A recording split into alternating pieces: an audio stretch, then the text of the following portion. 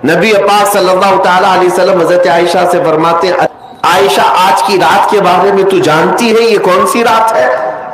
آج کی رات رب ذوالجلال نے اپنی رحمت کے پورے دروازے کھول دیے اور ارشاد فرمایا، اے محبوب آپ کی پوری امت کی سفارش آپ کے حوالے ہے۔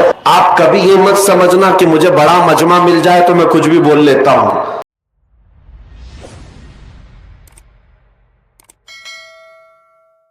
سیدہ عائشہ صدیقہ رضی اللہ تعالیٰ عنہ فرماتی ہیں، ایک رات میں اپنے حجرے میں سوئی تھی، میرے آقا صلی اللہ تعالیٰ علیہ وسلم میرے حجرے میں تھے، اس دن باری میرے ساتھ حضور کے گزارنے کی تھی، لیکن آدھی رات ہوئی تو میں نے دیکھا کہ حضور حجرے میں نہیں ہے۔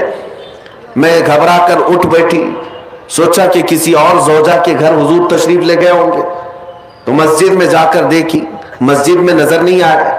تو حضرت عائشہ کہتی ہیں کہ رات کی کئی پہر گزر چکے تھے، میں چلتی ہوئی باہر نکلی۔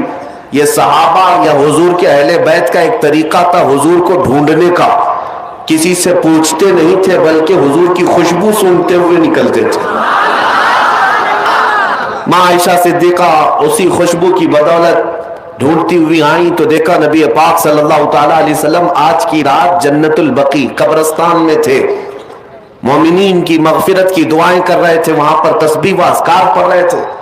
پھر تھوڑی دیر کے بعد حضرت عائشہ اپنے گھر واپس آئیں حجرے میں، تو ان کے جسم کے اندر گرمی تھی، حرکت تھی۔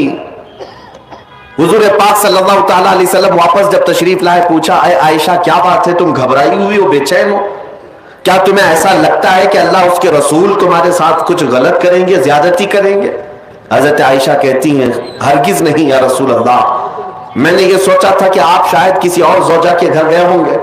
نبی پاک صلی اللہ تعالیٰ علیہ وسلم حضرت عائشہ سے فرماتے ہیں، اتدرین هذه اللیلہ، عائشہ آج کی رات کے بارے میں تو جانتی ہے یہ کون سی رات ہے؟ ماں عائشہ صدیقہ نے پوچھا، یہ کون سی رات ہے؟ نبی پاک صلی اللہ تعالیٰ علیہ وسلم ارشاد فرماتے ہیں، آج کی رات رب ذوالجلال آسمان اول پر نزول فرماتا ہے، اور ایک روایت میں یہ کہ اللہ تبارک و تعالیٰ آج لوح محفوظ پر سارے انسانوں کے رزق لکھنے کا حکم فرماتا ہے، اور جو مدبرات امر فرشتے ہیں ان کو یہ تمام معاملات سپرد کر دیے جاتے ہیں کہ آج کی رات سے لے کر اگلے سال تک کس کو کتنا رزق ملنے والا ہے، کس کو کتنے بچے ہونے والے ہیں، یا کس کی شادی ہونے والی ہے، یا کس کی موت ہونے والی ہے، یہ سب آج کی رات مدبرات امر جو فرشتے ہیں، ملائکہ ہیں، ان کے پاس بھیج دیا جاتا ہے۔ اسی رات رزق کی تقسیم ہوتی ہے، تمام معاملات کی تقسیم ہوتی ہے۔ یہ حدیث پاک میں موجود ہے۔ نبی پاک صلی اللہ تعالیٰ علیہ وسلم کے اب روزے کے متعلق پوچھے، ماں عائشہ صدیقہ خود فرماتی ہے کہ میں نے رمضان کے بعد سب سے زیادہ روزہ رکھتے ہوئے حضور کو اگر دیکھا ہے تو شعبان کا مہینہ، کثرت سے میرے آقا صلی اللہ تعالیٰ علیہ وسلم اس میں روزہ رکھتے تھے۔ اور پھر ارشاد فرماتے، اس ماہ مبارک میں اللہ کی بارگاہ میں اعمال پیش کیے جاتے ہیں، اور میں یہ چاہتا ہوں کہ میرے اعمال اللہ کی بارگاہ میں اس حالت میں پیش ہو جب میں روزے کی حالت میں ہوں۔ میرے عزیزو، آج جو دن گزر گیا، مغرب کے بعد اب ہماری 15ویں شعبان شروع ہو گئی، 14ویں شعبان تک جتنے بھی ہمارے اعمال تھے وہ سب اللہ کی بارگاہ میں پیش ہو چکے۔ آج جو روزے سے تھے ان کے متعلق بھی یہی ہے کہ حضور کی سنت، کہ حضور یہ چاہتے تھے کہ میرے اعمال اللہ کی بارگاہ میں جب پیش ہوں میں اس حالت میں ہوں کہ میں روزے سے ہوں، یہ سنت ہے۔ اور دلائل کی بات کرتے ہیں آپ، تفسیر ثعلبی میں حضرت عبداللہ ابن عباس رضی اللہ تعالیٰ عنہ سے منقول ہے، نبی پاک صلی اللہ تعالیٰ علیہ وسلم کی، کہ یہ وہ صحابی ہیں جن کو سید المفسرین کہا جاتا ہے۔ آپ فرماتے ہیں پورے سال میں 5 راتیں ایسی ہیں جس میں دعائیں قبول ہوتی ہیں۔ صحابی رسول کی بات کر رہا ہوں، بعض لوگوں کو ایسا لگتا ہوگا کہ یہ بریلویوں کی بنائی ہوئی رات ہے۔ عبداللہ ابن عباس رضی اللہ تعالیٰ عنہ فرماتے ہیں جمعہ کی رات، رجب کی پہلی رات، اور شعبان کی 15ویں رات، اور دونوں عید، بقرعید اور رمضان کی عید کی رات، یہ 5 راتیں عبداللہ ابن عباس رضی اللہ تعالیٰ عنہ فرماتے ہیں اس میں اللہ تعالیٰ دعائیں قبول فرماتا ہے۔ حتیٰ کہ اب میں آپ کو صحائح ستہ میں سے ایک حدیث آپ کے سامنے رکھتا ہوں، سنن ابن ماجہ کی حدیث ہے نبی پاک صلی اللہ تعالیٰ علیہ وسلم ارشاد فرماتے ہیں جب شعبان کا مہینہ داخل ہو جائے تو اس کی راتوں کو کھڑے ہو جایا کرو اور اس کے دنوں میں روزے رکھا کرو. جس کو دلیل کی ضرورت ہے وہ ہم سے پوچھے. سنن ابن ماجہ کی حدیث, حضور پاک صلی اللہ علیہ وسلم نے ارشاد فرمایا اذا دخل شہر شعبان فقوموا لیلہا وصوموا نہارہا. جب شعبان کا مہینہ آ جائے تو اس کی راتوں میں قیام کرو اور اس کے دنوں میں روزے رکھو. اس میں خصوصیت تو نہیں ہے کوئی بھی, پورے شعبان کے لیے حضور نے فرمایا. بعض لوگ یہ کہتے ہیں کہ پھر اس کو 15 کو ہی خاص کیوں کرتے ہیں آپ, 15 کو ہی کیوں خاص کرتے ہیں؟ ان کو پہلا جواب تو یہ ہے میاں ٹھیک ہے ہم 15 کو خاص کرتے ہیں, آپ خاص مت کرو, پورا مہینہ رکھ لو, آپ پورا مہینہ رکھ لو, حضور کی سنت ہے. ان کو رکھنا بھی نہیں ہے اور کسی کو رکھنے دینا بھی نہیں ہے. یہ کام کس کا ہے؟ ابلیس لعین کا ہے, یہ شیطان مردود کا ہے. اسی لیے میرے عزیزوں دلائل بہت سارے ہیں. جامع ترمذی کی حدیث میں آپ کے سامنے عرض کر رہا ہوں, اور تفسیر ساوی علی جلالین ایک روایت میں آپ کے سامنے پیش کرتا ہوں. شعبان کی عظمت کیا ہے سنیے. اس میں جو روایت ہے تفسیر ساوی میں فرماتے ہیں کہ رسول کریم صلی اللہ علیہ وسلم 13 شعبان کی رات کو کھڑے ہوئے. اور یہ مہینہ اسی لیے زیادہ افضل بھی ہے کہ یہ مہینہ میرے مصطفیٰ کا مہینہ ہے, اور یہ سرکار غوث پاک رضی اللہ تعالیٰ عنہ کا فرمان غنیت الطالبین میں ہے کہ شعبان کا مہینہ رسول اللہ کا مہینہ ہے, کثرت سے اس میں اپنے رسول کو یاد کرو.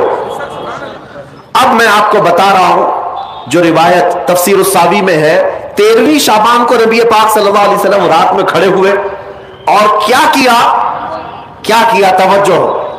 آج لوگ دلیل پوچھ رہے ہیں اپنے نبی کو یاد کرنے کے لیے. 13ویں شعبان کو میرے آقا کھڑے ہوئے اور رات بھر مولا کریم کی بارگاہ میں یہ عرض کرنے لگے مولا میری امت کی بخشش میرے حوالے فرما دے. حضور نے 13ویں شعبان کو یہ دعا کی تو روایت میں کہ اللہ تعالیٰ نے اجازت عطا کی کہ آپ کی 1/3 امت کی بخشش آپ کے حوالے, آپ شفاعت کر سکتے ہیں. 1/3 1/3 امت کی سفارش آپ کر سکتے ہیں. 14ویں رات کو پھر میرے آقا صلی اللہ علیہ وسلم کھڑے ہوئے, رات بھر عرض کرنے لگے مولا میری امت کی شفاعت میرے حوالے کر دے, ان کی بخشش میرے حوالے کر دے.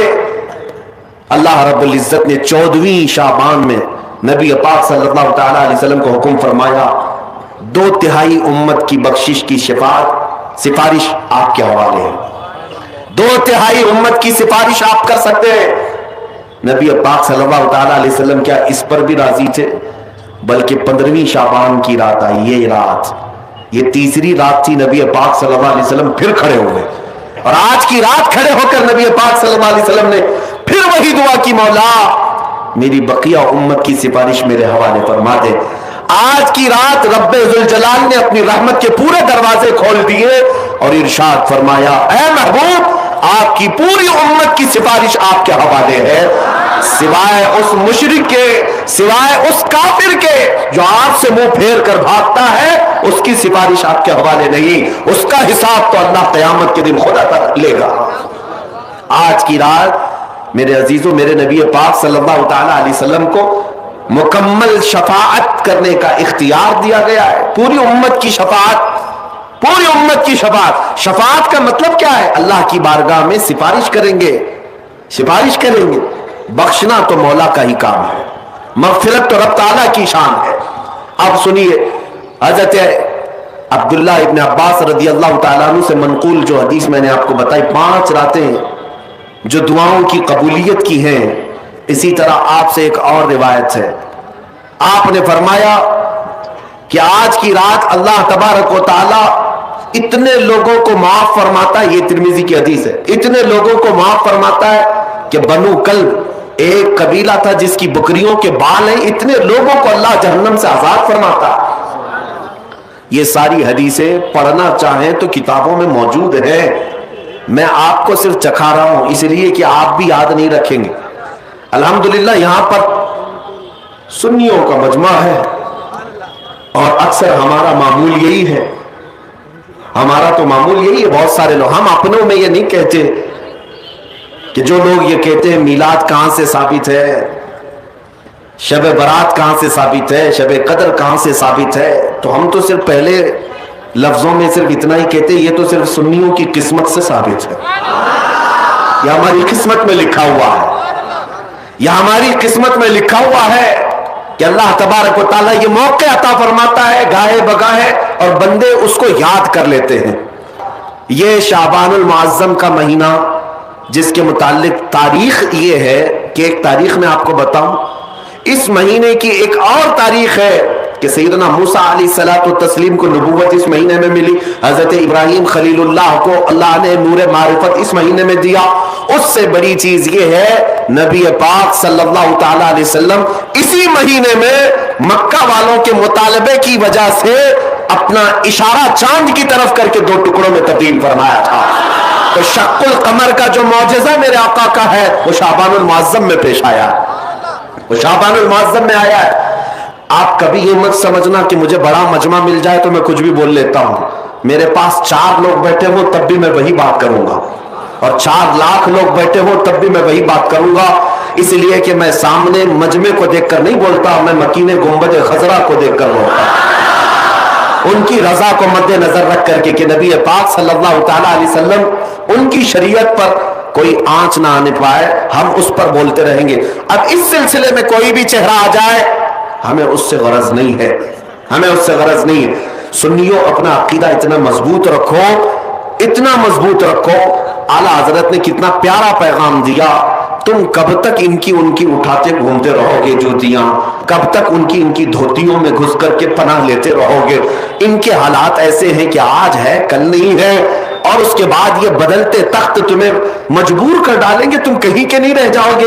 इसीलिए जीना हो इस सरजमीन पर तो यूं जियो जैसे आशिकाने मुस्तफा जिया करते थे, उन्हें जाना उन्हें माना, न रखा गैर से काम, उन्हें जाना उन्हें माना, न रखा गैर से काम। लिल्लाहिल हम्द मैं दुनिया से मुसलमान गया।